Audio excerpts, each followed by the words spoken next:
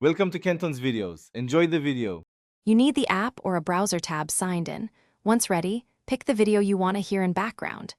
If you have YouTube Premium, enable background play in settings so audio continues when you leave the app. If not, use a browser tab or picture-in-picture where supported. Start playback and then switch apps or lock the screen. Do this now so you confirm the phone and account options. It saves time and avoids toggling playback repeatedly. Once done with initial setup, enable the specific method for your device.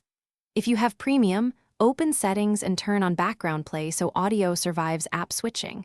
This is the simplest, most reliable approach. For Android without Premium, request the desktop site in Chrome or activate picture-in-picture, then switch apps. Make sure the video continues. On iOS without Premium, start playback in Safari. Then to finish, test by locking your device or switching apps and confirming audio continues. Make adjustments if it pauses.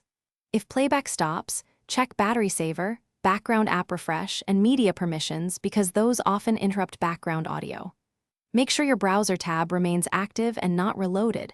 Once done, consider YouTube Premium for the most stable experience. If problems persist, clear the app cache or restart the device. This often resolves stubborn background playback interruptions quickly.